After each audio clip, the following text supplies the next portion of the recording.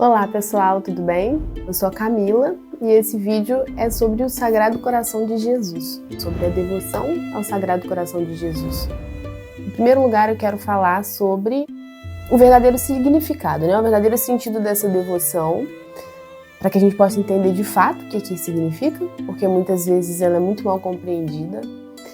Depois disso, eu pretendo falar um pouquinho sobre a história dessa devoção, com foco lá nas aparições de Jesus a Santa Margarida, Maria de Alacoque, na França, no século XVII. E das 12 promessas que Jesus fez àqueles que colocassem em prática essa devoção. Depois disso, eu quero falar um pouquinho sobre o apostolado da entronização do Sagrado Coração de Jesus nos lares.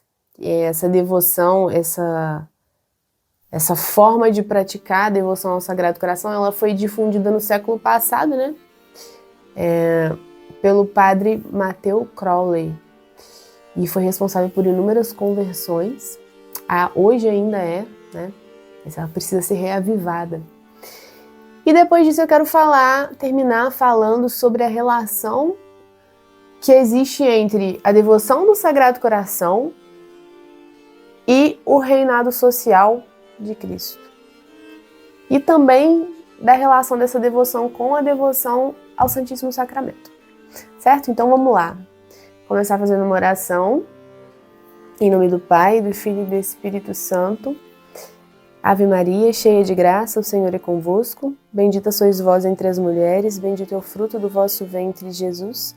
Santa Maria, Mãe de Deus, rogai por nós, pecadores, agora e na hora de nossa morte. Amém. Santa Margarida Maria de Alacoque, rogai por nós.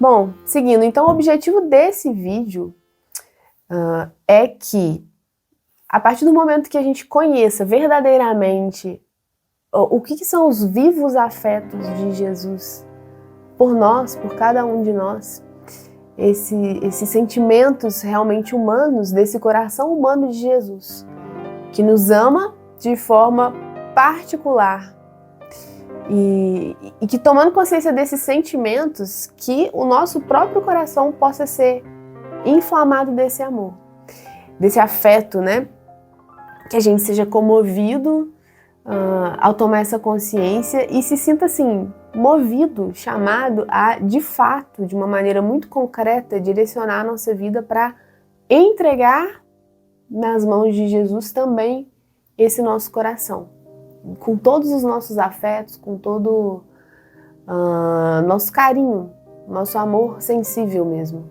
Porque a gente vai ver que essa devoção se trata muito disso. Então, e que a gente possa direcionar o rumo da nossa vida para Deus, a partir disso. E esse, então, é o objetivo principal, E o objetivo prático, então, é que você conheça a entronização do Sagrado Coração e queira fazer essa entronização na sua casa, para que, de uma maneira também visível, o coração de Jesus possa reinar no seu lar e te auxiliar a praticar essa devoção que deve nascer verdadeiramente do seu coração e dos seus afetos humanos. E é isso que é o mais interessante que a gente vai ver. Então vamos lá. Em primeiro lugar, a gente vai falar sobre o sentido da devoção, Bom, por que coração? Por que a gente fala aqui de coração? Primeira coisa que temos que ter em mente é que o coração humano, ele é a sede dos sentimentos humanos. Então se trata de um sentimentalismo, essa devoção, a gente está falando de sentimento, de coração, e a gente vai ver que não, nós temos que tomar muito cuidado com uma coisa que eu sempre falei muito aqui nas aulas de catequese, nas aulas da Joana, a gente tem que tomar cuidado para não cair de um dos lados do cavalo. Muitas vezes a gente está combatendo uma coisa uma desordem, que a gente enxerga, e acaba caindo numa desordem lá no extremo oposto. Então, assim, o sentimentalismo, ele é desordenado quando o foco daquela devoção, daquela oração, está nos sentimentos que eu quero que sejam provocados em mim, quando eu sou o foco, ou quando eu quero só ter uma sensação, ok? Aí, às vezes, a gente pode correr o risco de querer dizer que sentimento é ruim. E o sentimento não é ruim, nós somos humanos. nós não somos puros espíritos, então a nossa sensibilidade, ela faz parte da nossa humanidade, ok? Então, os sentimentos, eles não são ruins. Quando eles são ordenados, eles são muito bons.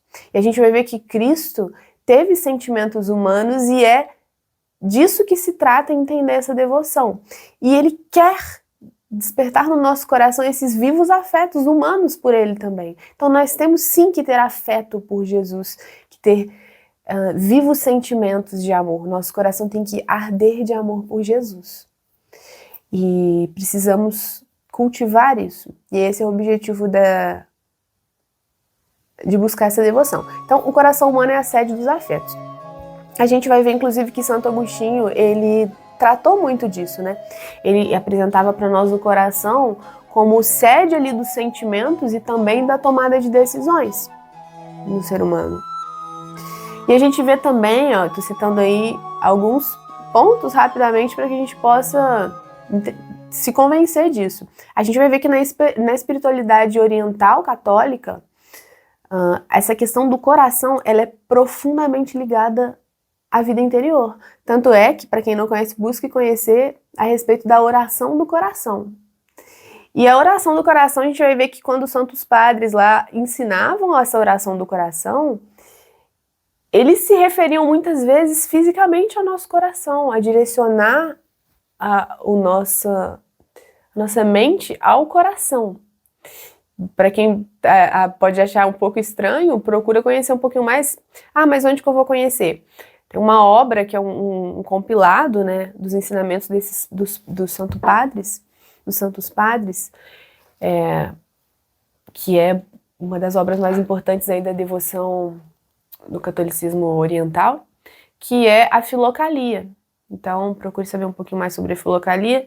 Eu recomendo muito, aliás, antes de ir atrás da Filocalia, vai atrás de um outro livrinho que se chama Relatos de um Peregrino Russo. Ele faz referência à Filocalia, inclusive, e fala muito justamente sobre a oração do coração. Enfim, para pontuar isso daí, né? Sobre essa presença verdadeira de uma referência ao coração na nossa espiritualidade. Inclusive, nas Sagradas Escrituras, a gente já encontra muito dessa referência também, em inúmeras passagens. No Evangelho, a gente tem lá que São João reclinou a sua cabeça sobre o coração de Jesus na última ceia. A gente tem também que Nosso Senhor, na cruz, depois de morto, teve o seu coração traspassado pela lança do soldado.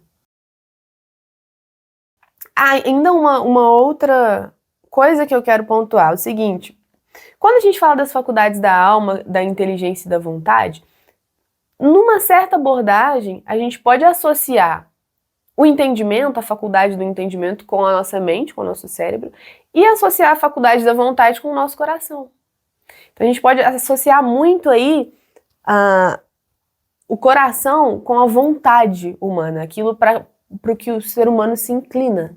Mas o importante que a gente deve ter em mente aí é que quando a gente está falando de coração, a gente está se referindo a uma experiência concreta e verdadeira de sentimentos humanos.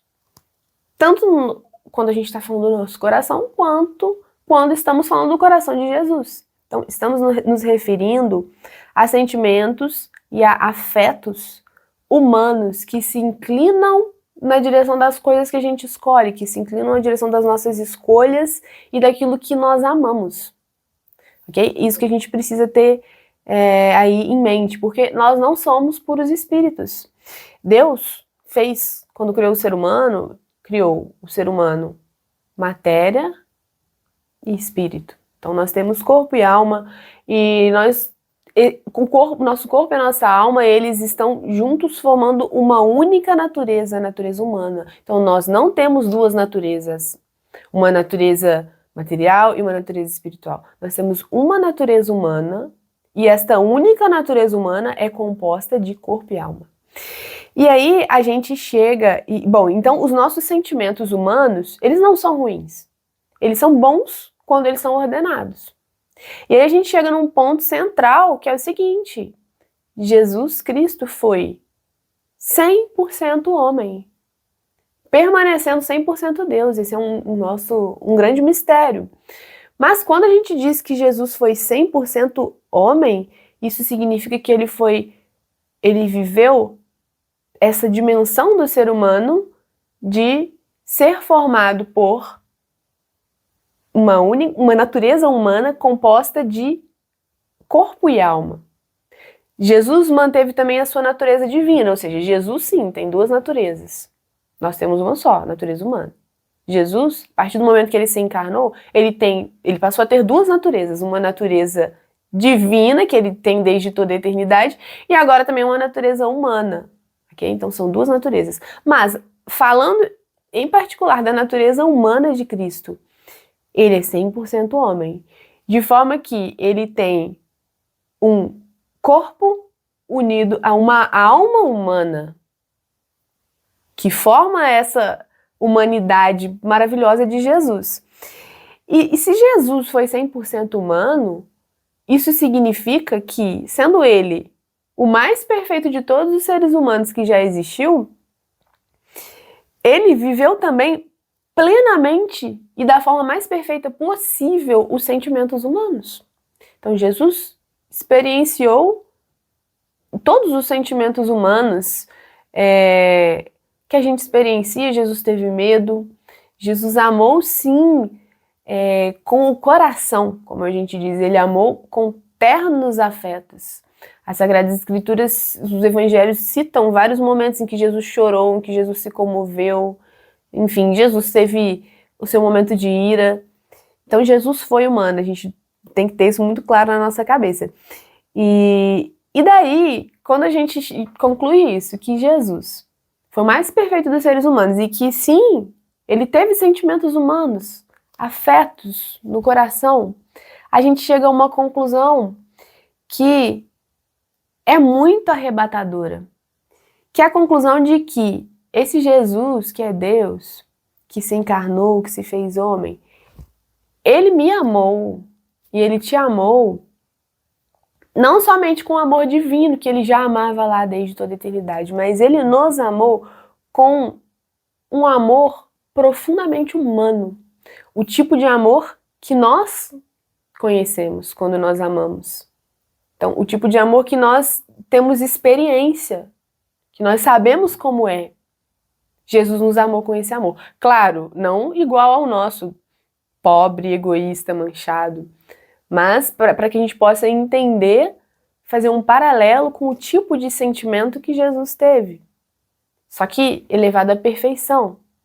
Mas é um amor que nós conhecemos, um amor vivo, humano, com um coração que se comove, um coração que tem afetos profundos.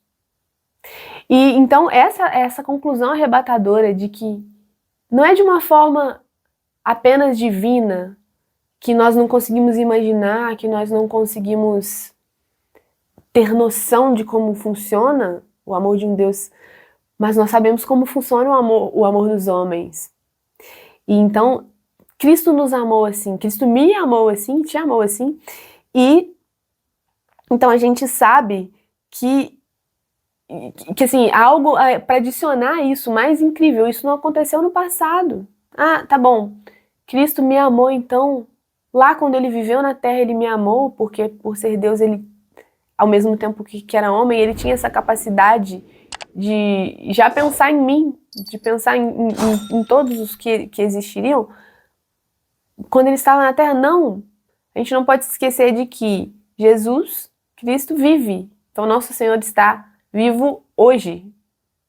Ele está ressuscitado com o seu corpo humano, porém glorioso, com o seu coração de carne humano.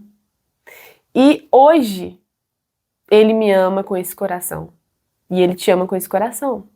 Com esses vivos afetos, com esses afetos comovedores. E com esse amor próximo.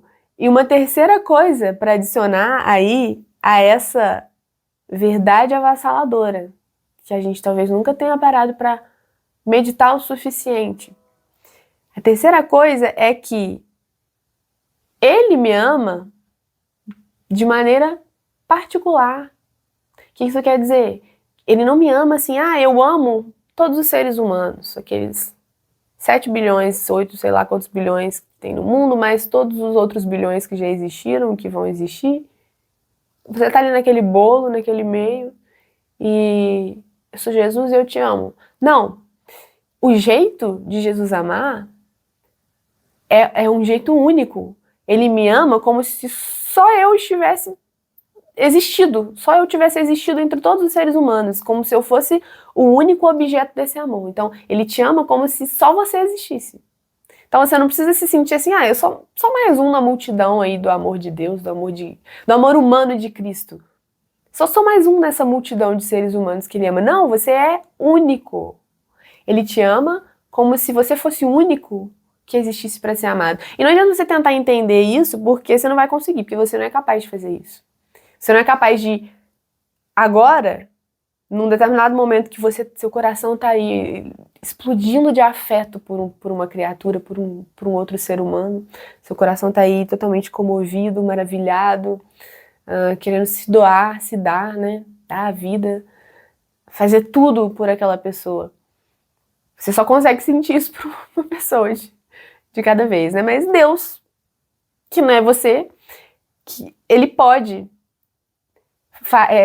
sentir esse vivo afeto, esse afeto profundo, esse afeto único, essa afeição toda particular por cada um de nós, como se fosse o único. Então imagina que, primeiro, Cristo me ama com um amor profundamente humano, muito mais perfeito do que a maior experiência de amor que eu já pude sentir. Segundo, ele não me amou no passado, ele me ama agora, nesse momento ele pensa em mim e me ama com essa intensidade. E terceiro, que ele me ama de maneira particular. Só eu existo no mundo para ser amado, sou o único objeto desse amor. Essa verdade não cabe na nossa cabeça, mas é uma verdade de fé. Então, fique muito chocado com essa verdade. É isso que ele espera de nós, né? E isso daí é o objeto de muita meditação e que deveria estar presente aí nas nossas orações, nas nossas reflexões desse mês. Porque eu tô gravando esse vídeo agora em junho, né? Que a gente tá no mês do Sagrado Coração. E, bom, não só desse mês, mas de todos os dias da nossa vida. Mas a gente deveria dedicar uma particular atenção a isso nesse mês para que a gente esteja em unidade com a igreja e, enfim, faça aquilo que Deus espera de nós. Ele quer que a gente cresça nessa devoção. Ele quer que a gente tome consciência da forma imensa, infinita com que ele nos ama, para que a gente possa devolver esse amor. Então, Cristo, ele mendiga, sabe? Os nossos afetos. Um Deus que não tem nenhuma necessidade de nós, apesar de toda a nossa miséria, ele não fez isso só há 2000 anos atrás, ele faz isso hoje. E ele espera hoje essa retribuição. Bom, então ele quer, é isso que ele quer mostrar pra gente, ao pedir que a gente, porque é isso que ele pede com essa devoção, que a gente contemple o seu Sagrado Coração, ou seja, que a gente contemple, reflita e medite sobre os seus afetos humanos, sobre os seus sentimentos humanos, sobre as suas dores humanas também, que esse amor lhe causa. E quer que a gente entenda que ele nos ama humanamente. E bom, se ele tem afetos humanos, ele também é muito, muito ferido pela nossa ingratidão, pela nossa indiferença, pelo nosso pecado. E quer que a gente tome consciência disso, quer que a gente reflita e realmente mude as nossas atitudes. Resumindo, Jesus Cristo te ama com um coração humano como o seu, porém perfeito. Ele se contrai de afetos, sabe? Um coração que se comove, que arde de amor e que espera ser amado de volta. Um coração, se a gente pudesse resumir uma palavra, um coração apaixonado. E esse é o coração de Jesus por cada um de nós. Então, dando sequência aí nos assuntos do nosso vídeo, vamos falar agora um pouquinho sobre a história dessa devoção.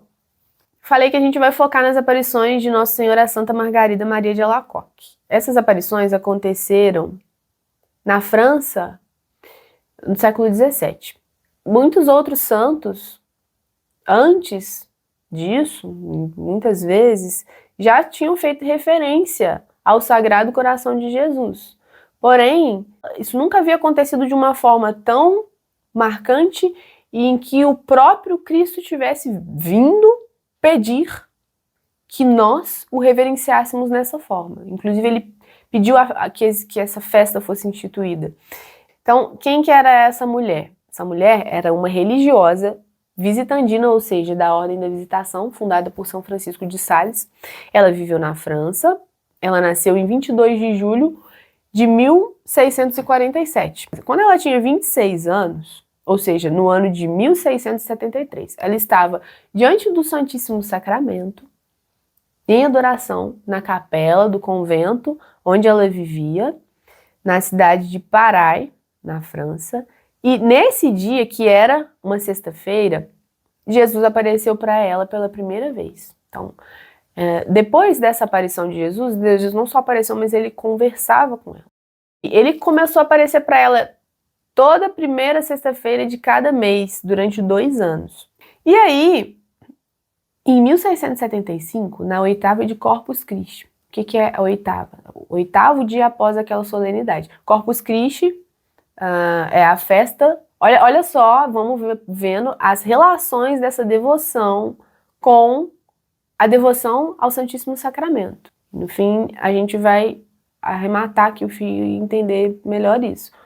Ela estava na Capela do Santíssimo, começou a ter as aparições. E no dia de Corpus Christi, no dia da Sagrada Eucaristia, da festa de Corpus Christi, na sua oitava, né? Ou seja, Corpus Christi é numa quinta, aí no dia seguinte é sexta. Na sexta seguinte, de 1675, Jesus apareceu para ela, já tinha aparecido várias vezes, mas dessa vez ele apareceu com o seu peito aberto, certo? E com o seu coração vivo humano aparecendo ali, todo rodeado de espinhos, e Jesus apontava para esse coração ferido com sua própria mão, ele apontava para esse coração e ele disse para ela o seguinte, abre aspas, palavras de Jesus: eis o coração que tem amado tanto aos homens, a ponto de nada poupar, até exaurir-se e consumir-se para demonstrar-lhes o seu amor. E em reconhecimento, não recebo senão ingratidão da maior parte deles. Bom, então essas aí foram as palavras de Nosso Senhor, dessa forma que ele apareceu. Quem olhar para uma imagem do Sagrado Coração vai ver que ela é uma tentativa de reproduzir essa cena, as mais fiéis. Normalmente tem Jesus com uma tentativa, né, um coração aqui no peito, né, com os espinhos e ele apontando. Mas tenta imaginar essa cena, que foi uma cena real, né, de Jesus homem ali. Então, nessas aparições que Jesus fez a ela, ele pediu à Santa Margarida que ele fosse honrado dessa forma, com essa devoção, que o seu Sagrado Coração fosse venerado neste sentido dos seus sentimentos humanos. Ele queria, Jesus está pedindo, me entenda como ser humano próximo de você. Eu não sou um Deus distante, eu sou um Deus que assumiu a sua natureza, que morreu por você e que te ama com esse coração da sua natureza humana, além do amor divino. Então é isso que ele está pedindo, para que a gente entenda, eu sou um Deus próximo, seja próximo de mim. Seja próximo de mim como você é próximo das pessoas que você ama, de uma forma além, que seja maior do que você é próximo das pessoas que você ama. E nessas aparições, então, ele pediu isso, ele pediu que a gente fizesse a hora santa, que é uma hora de reparação diante do Santíssimo Sacramento. E um ponto central dessa devoção é que Jesus pede que sejam feitas orações em reparação das ofensas feitas ao seu coração. Ou seja, a gente não disse aqui que se o coração de Jesus tem vivos afetos humanos, então ele sente vivamente, humanamente, a dor das ingratidões dos homens. E ele pede que aqueles que o amam, pelo menos, consolem. Essa reparação é no sentido de consolar Jesus no seu coração, consolá-lo por essas ofensas, com o nosso amor. Como que você consola? Você consola dando amor, dando afeto, não é? É isso que ele pede. E o mais interessante é que o próprio Cristo deu uma forma muito concreta dessa devoção. Ele disse muito concretamente como ele queria ser reverenciado, porque nessas conversas, nessas revelações e nesses pedidos que ele fez a Santa Margarida de que essa devoção fosse propagada, ele fez 12 promessas.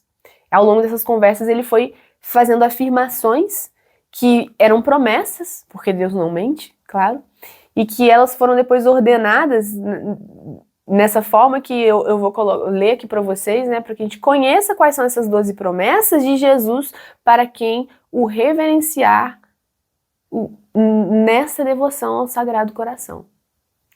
Veja como é importante, como Jesus quer de fato ser amado dessa forma. Então, a primeira promessa: a minha bênção permanecerá sobre as casas em que se achar exposta e venerada a imagem do meu Sagrado Coração. Segunda: eu darei aos devotos de meu coração todas as graças necessárias a seu estado. Terceira: estabelecerei e conservarei a paz em suas famílias. Quarta: eu os consolarei em todas as suas aflições. Quinta: serei refúgio seguro na vida e principalmente na hora da morte. Sexta: lançarei bênçãos abundantes sobre os seus trabalhos e empreendimentos. Sétima: os pecadores encontrarão em meu coração fonte inesgotável de misericórdias. Oitava: as almas tíbias tornar-se-ão fervorosas pela prática desta devoção. Nona: as almas fervorosas subirão em pouco tempo a uma alta perfeição. Décima: darei aos sacerdotes que praticarem especialmente esta devoção o poder de tocar os corações mais endurecidos. 11ª: as pessoas que propagarem esta devoção terão seu nome inscrito para sempre no meu coração. E 12ª, que é conhecida como a grande promessa do Sagrado Coração, ela é um tanto quanto prática, é a seguinte, as palavras de Jesus agora. Prometo-te, pela minha excessiva misericórdia e pelo amor todo-poderoso do meu coração, conceder a todos os que comungarem nas primeiras sextas-feiras de 9 meses consecutivos a graça da penitência final. Não morrerão em minha inimizade, nem sem receberem os sacramentos, e meu divino coração lhes será seguro refúgio nessa última hora. Eu não sei se ficou claro a grandeza dessa promessa, mas Jesus está prometendo que se você, durante 9 meses seguidos, na primeira sexta-feira de cada mês, comungar, obviamente, bem preparado, bem disposto, em estado de graça, com a intenção de venerar o Sagrado Coração de Jesus, ele está te prometendo que você vai ser salvo. A gente não tem dimensão da grandeza disso aqui, às vezes a gente despreza. Ele está te prometendo que você não vai morrer sem receber os sacramentos e a graça da penitência final. A penitência final é morrer em estado de graça. Você vai, enfim, se arrepender dos seus pecados se você estiver ali antes da hora da sua morte. Nada mais que isso, a salvação eterna. É a promessa que Jesus fez. Ok? Então pensa aí se vale a pena praticar essa devoção. Bom, então isso é o que Jesus prometeu nas aparições. Jesus que propagou essa devoção, ele que pediu. Então agora, uma vez que a gente conheceu as aparições, as promessas do Sagrado Coração, vamos entender de uma forma ainda mais prática como viver no dia a dia essa devoção ao Sagrado Coração. E a gente vai entender isso a partir da compreensão do que é a entronização do Sagrado Coração nos lares. Então, para quem não está entendendo essa palavra, entronização, de entrar. O que é isso? De onde surgiu isso? Bom, um sacerdote, um jovem sacerdote católico, o padre Mateu Crowley, que era um peruano, no início do século passado, por volta de 1905, bem no início do século passado, ele foi diagnosticado com uma grave moléstia do coração. E ele estava desenganado, assim, ele ia morrer. O que ele fez? Ele resolveu ir até Paray, na França, na capela onde aconteceram essas aparições a Santa Margarida ali séculos antes. Então ele foi lá na capela das aparições do Sagrado Coração. Com que intenção? Com a intenção de entregar, oferecer a vida dele para Deus, já que ele tinha aquela doença, ele estava ali com os tempos de vida contado, foi lá fazer a oferta, o sacrifício, né, da sua vida para Jesus, para o Sagrado Coração de Jesus. Ele que estava com uma moléstia no coração. Quando ele estava lá ajoelhado rezando na capela, ele recebeu uma graça extraordinária, assim, ele sentiu uma comoção indescritível em todo o seu ser e levantou dali completamente curado. Então ele recebeu uma graça de uma cura física ali, da doença que ele tinha. Só que essa não foi a maior graça que ele recebeu, porque quando ele foi curado dessa forma extraordinária ali, naquele momento em que ele recebeu toda essa comoção interior, ele se levantou e saiu dali com um desejo ardente de propagar o amor de Jesus pelo mundo todo. Então, a maior graça que ele recebeu ali foi essa infusão de apostolado, sabe? Dessa vontade esse ardor apostólico de levar o amor de Jesus pelo mundo. Então ele levantou dali assim, quero que o mundo inteiro conheça esse amor que eu experimentei aqui. E aí naquele dia mesmo, à noite, ele estava ali fazendo a sua hora santa, ou seja, ele estava adorando, fazendo uma hora de adoração ao Santíssimo Sacramento, novamente a presença do Santíssimo Sacramento. Então ele estava ali adorando ao Santíssimo e enquanto ele estava fazendo essa adoração, nessas meditações, ele teve uma clareza interior muito grande de como ele faria para propagar esse amor de Jesus pelo mundo. Então, ele começou a ter uma série de clarezas ali naquela meditação. A primeira coisa que ele teve foi uma certeza interior muito grande de que o grande crime do nosso mundo, do mundo moderno, estava sendo a expulsão de Jesus das famílias. Então, Jesus Cristo estava sendo expulso do centro da família e da sociedade. Então, ele tomou consciência de que o nosso grande crime do nosso tempo é expulsar Deus do mundo, da sociedade, dos lares. E aí, ao mesmo tempo em que ele tomou essa consciência, ele também concluiu de que a solução para esse mal era conquistar cada família, uma a uma, pelo Sagrado Coração de Jesus. Através dessa intronização, ou seja, de fazer com que o Sagrado Coração, representado numa imagem, adentrasse nos lares e fosse solenemente proclamado como Senhor daquela casa. E que aquela família fosse particularmente exortada a viver essa devoção e assim entregar de fato a sua vida a Jesus Cristo. Então, ele bolou ali uma cerimônia para se fazer nos lares, né? Uma cerimônia de consagração daquela casa, daquela família, ao Sagrado Coração de Jesus. E ele, inclusive, bolou ali uma oração de consagração bem específica, como ela deveria ser, e todo o roteiro aí dessa intronização. Então, o que ele fez?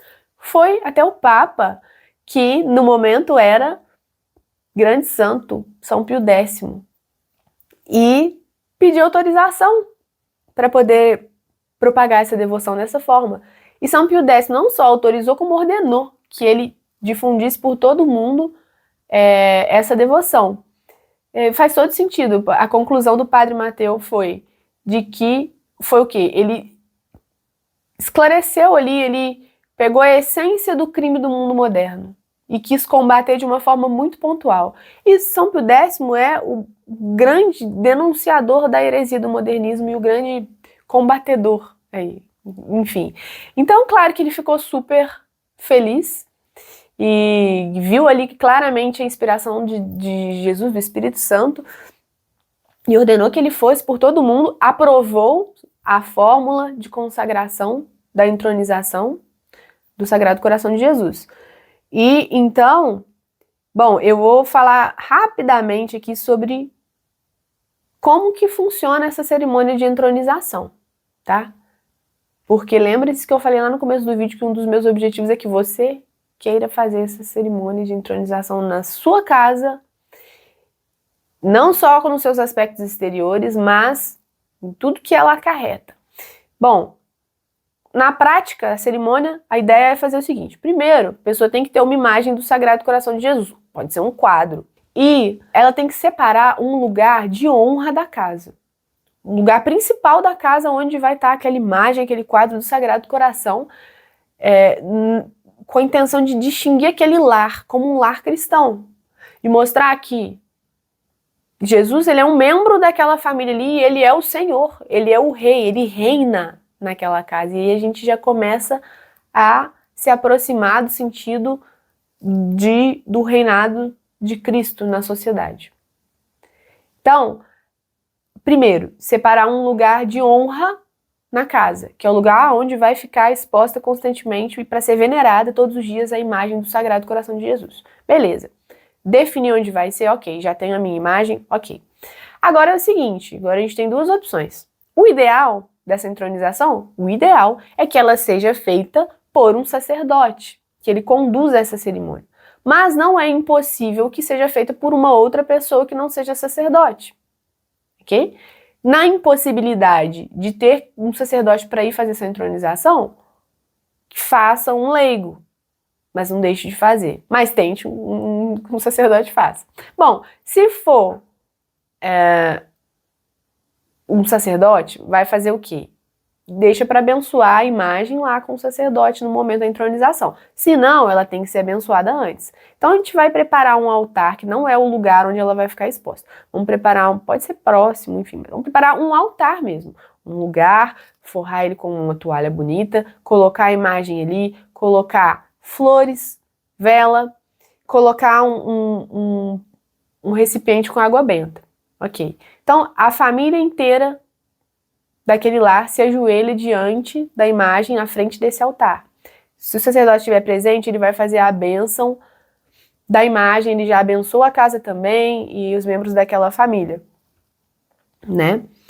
E vai se utilizar da água benta, enfim.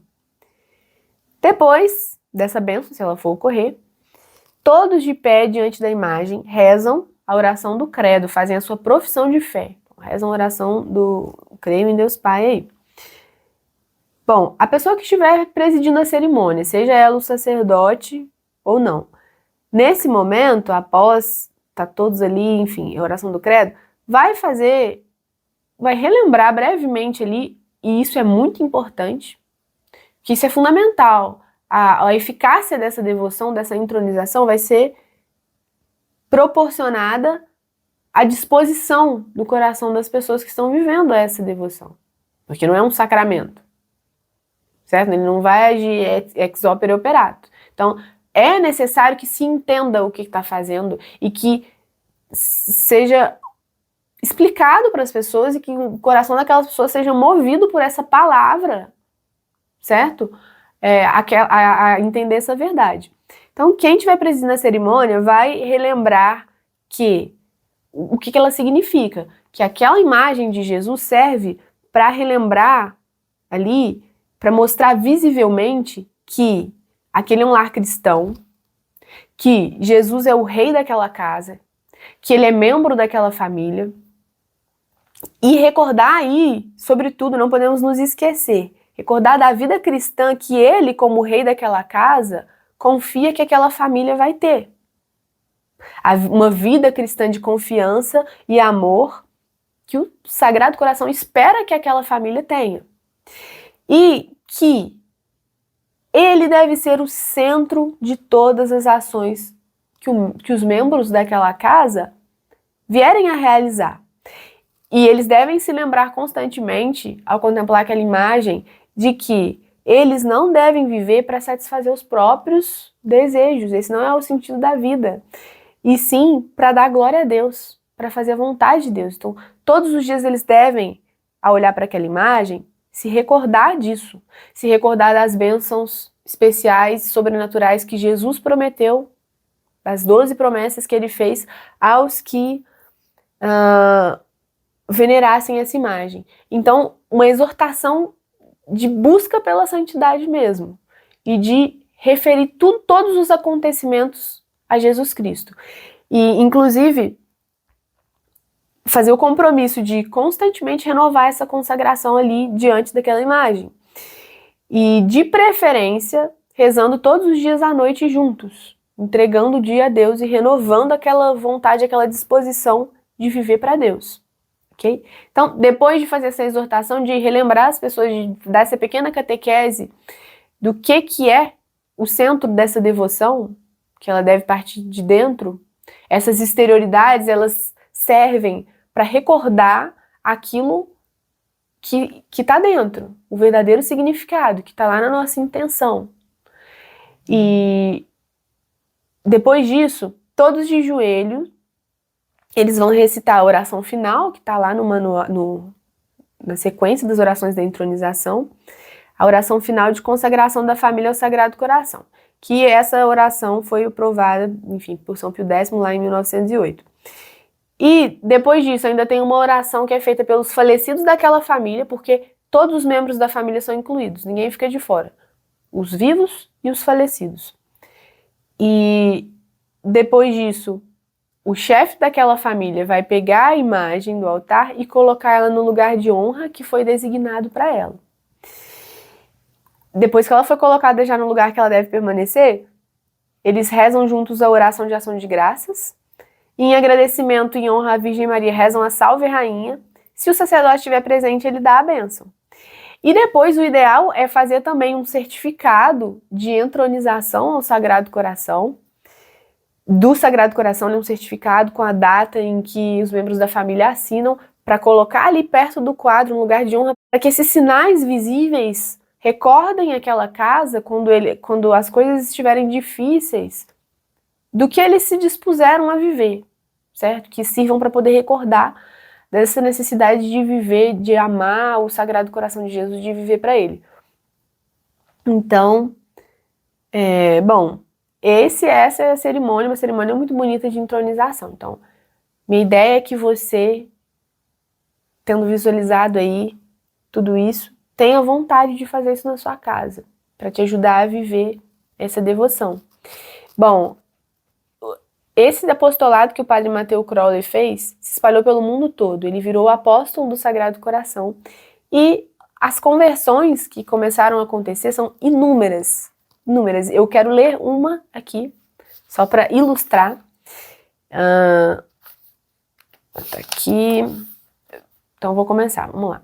Uma senhora das mais zelosas apóstolas da entronização do Sagrado Coração de Jesus não a podia fazer em sua própria casa por causa do pai, que era maçom, Rosa Cruz, 33, presidente da loja de rito escocês, velho de 68 anos que jamais se havia confessado. Obtém, porém, dele autorização para fazer a entronização como penhor de benevolência. O velho assiste à cerimônia de pé. Na sexta-feira seguinte, o padre Mateu, que foi ele que fez na época, dirige-lhe uma carta dizendo o seguinte: Senhor, como recompensa pelo que fiz a semana passada para dar prazer à vossa filha, só vos peço uma coisa, é que hoje à tarde venhais confessar-vos comigo. Mas isso o exijo, em nome do Rei de Amor, Jesus. A tentativa era mais que audaciosa. Entretanto, esta tática, havendo tido sucesso admirável em um caso semelhante, e até mais difícil há alguns anos na América, a audácia dessa vez estava bem fundada. No ano antecedente, tendo tido que sofrer uma operação, aquele velho havia ido para um hospital protestante, onde sabia que nenhum padre católico viria molestá-lo. Antes da operação, a filha havia pedido como graça especial que deixassem entrar no quarto por 5 minutos um padre. Como resposta, o pai, enfurecido, havia tomado a filha pelo braço, empurrando-a para fora do quarto e gritando: Nunca, nunca, nunca.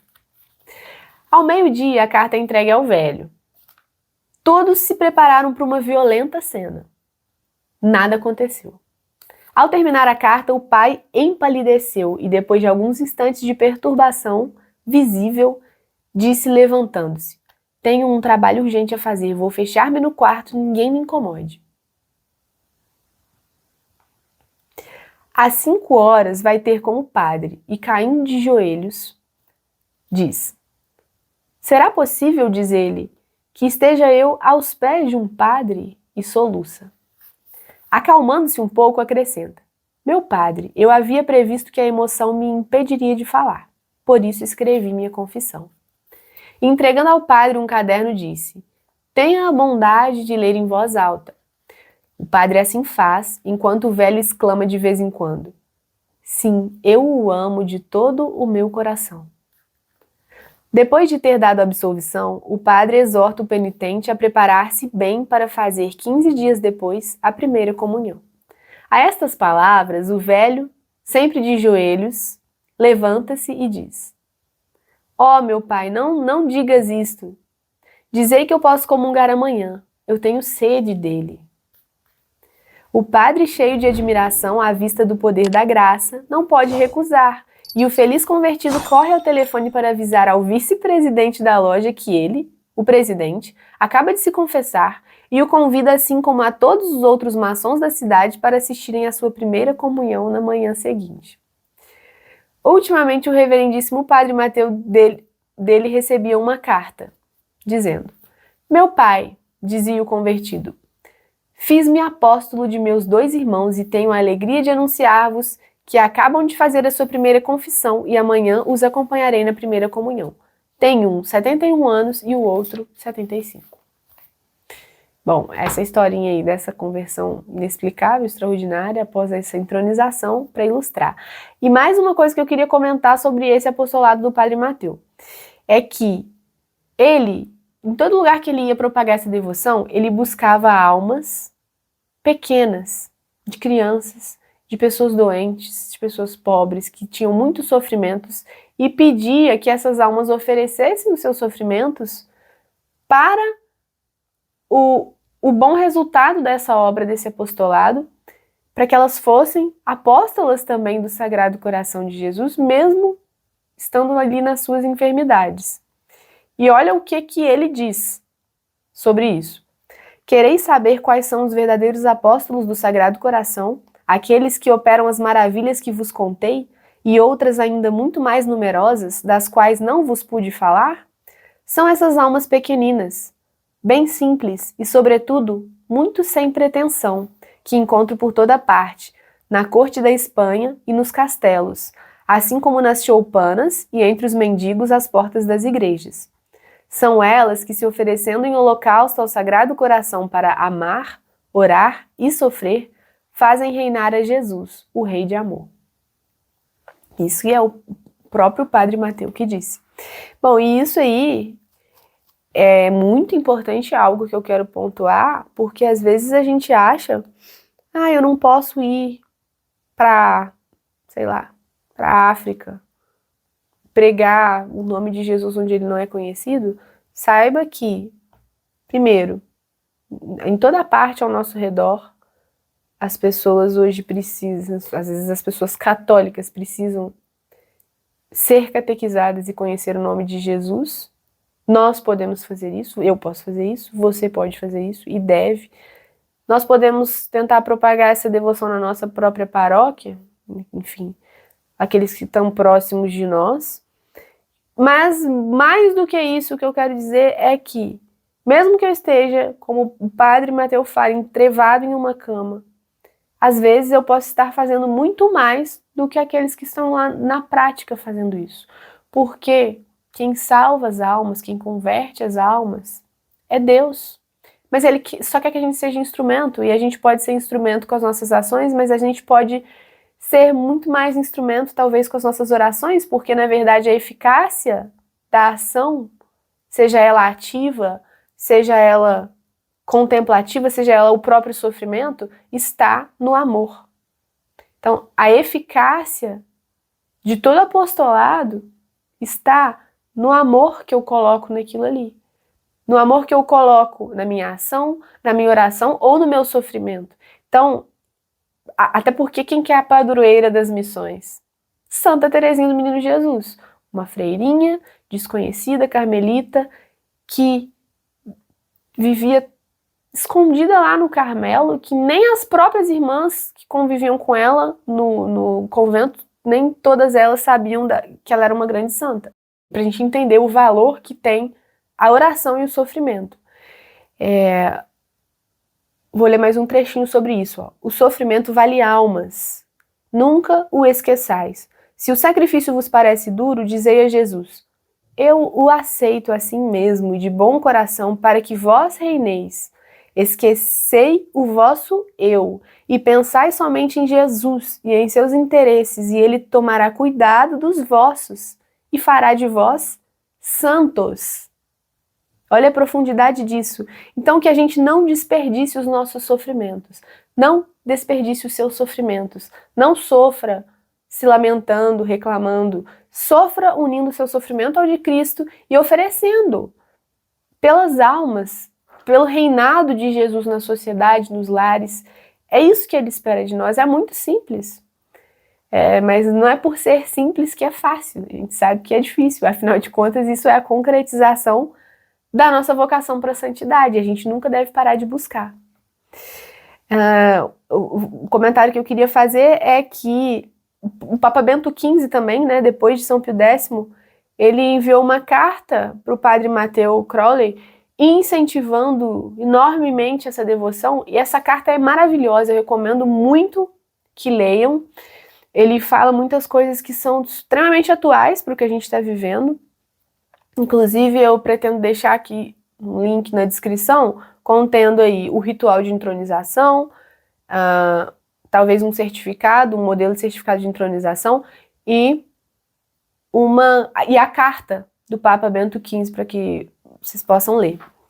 E, por fim, eu quero, para finalizar, falar a respeito agora da relação da devoção ao Sagrado Coração com o reinado social de Cristo. Bom, Jesus Cristo é o Rei do Universo. E essa devoção de Cristo Rei está intimamente ligada, né, com a do Sagrado Coração, por quê? Sabemos que Cristo é o Rei do Universo e temos que ter a consciência de que Ele quer reinar em todos os âmbitos da vida humana. Deus quer reinar, Jesus quer reinar de fato em todos os setores da nossa existência, do mundo, da nossa sociedade. Isso é uma verdade. E a partir dessa verdade, a gente se recorda aquilo lá que o padre Mateu concluiu, que Deus tem sido expulso da estrutura da nossa sociedade, das nossas famílias. E isso vem acontecendo nos últimos séculos. Há alguns séculos, depois aí do fim da cristandade, Jesus, Deus, vem sendo paulatinamente expulso da sociedade e de forma mais intensa, nesse último século, vem sendo expulso das famílias, e o Papa, inclusive, fala sobre isso na carta que eu acabei de mencionar.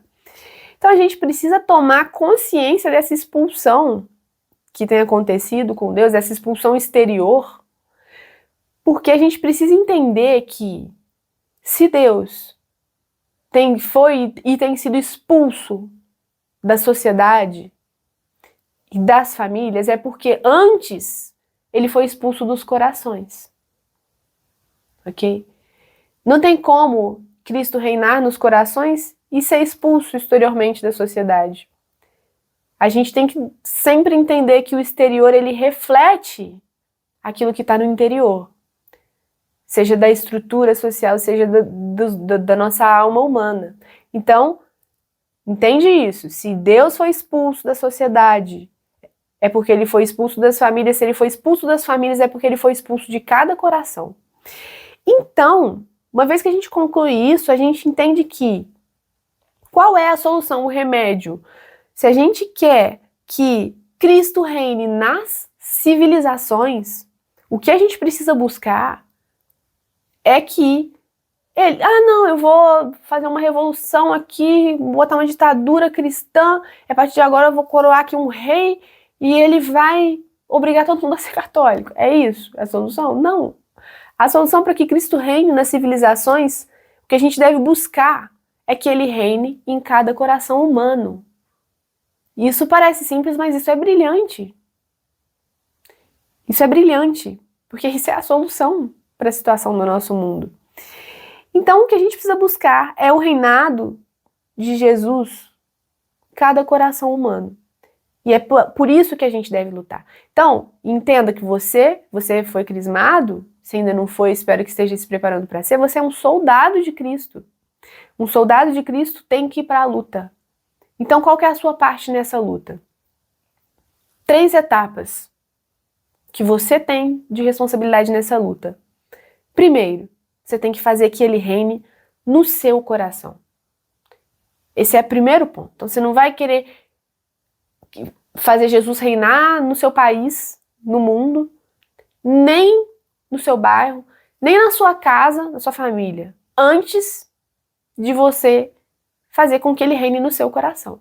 Porque o ser humano é o único rebelde, que Deus reina na natureza. A natureza, ela é submetida a Deus. Não tem como ela não obedecer a Deus. Os animais obedecem a Deus, as plantas, os astros, tudo se submete a Deus, menos o homem. Então, o único lugar onde ele não reina na criação é no coração do homem, é no seu coração. Então, primeiro ponto, primeira coisa que você tem que fazer com que ele reine no seu coração. Uma dica prática para fazer isso daí. Começa a visitar Jesus sacramentado, fazer as visitas ao Santíssimo Sacramento. Por quê? O que é Jesus Eucarístico? Jesus Eucarístico é Deus. Segunda pessoa da Santíssima Trindade em corpo, sangue, alma e divindade. Então Jesus, na Eucaristia, ele está ali, vivo. Você não vê o corpo humano dele, mas o corpo humano de Jesus está dentro de cada sacrário, onde a hóstia consagrada está presente. Bom, se o corpo humano de Jesus está ali, o coração de Jesus está ali. Os seus sentimentos, os seus afetos estão ali. Então não tem lugar melhor para você adorar o coração de Cristo do que diante do Santíssimo Sacramento. Então, visita o Santíssimo Sacramento com essa consciência como uma das ferramentas para colocar em prática o reinado dele no seu coração. Então, esse é o primeiro passo. Segundo passo, fazer com que ele reine na sua casa. Então, você vai buscar levar o reinado de Jesus no coração de cada um dos membros da sua família. Então, esse é o seu primeiro apostolado. Mas, não para por aí. Em terceiro lugar, que você, como soldado de Cristo, saiba que você deve ter uma alma apostólica. O que é uma alma apostólica? Uma alma de apóstolo. É aquela alma que deseja ardentemente fazer com que todo mundo inteiro, todos os corações, todas as almas conheçam e amem a Jesus. E aí você vai começar a identificar as oportunidades se você tiver essa verdadeira intenção de entregar a sua vida para Jesus.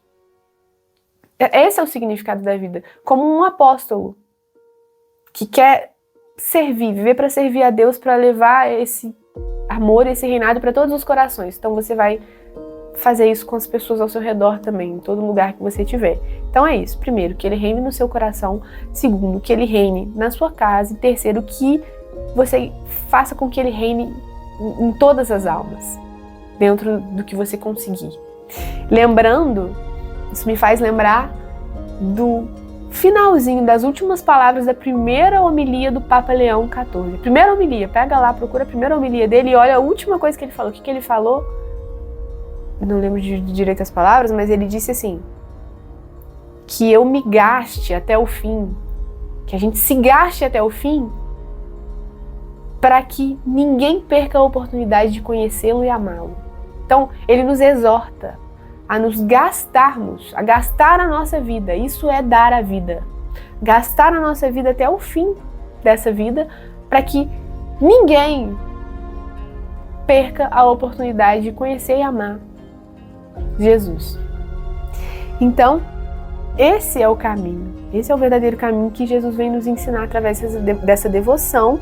E a consequência disso, qual que é a consequência disso sendo colocado em prática, é o reinado social de Cristo, numa perspectiva geral. Agora, numa perspectiva particular, para a sua própria vida, a consequência disso daí é encontrar a verdadeira paz. Que não é aquela paz que o mundo dá, mas é aquela paz que vem de um único lugar, que é o coração vivo de Deus.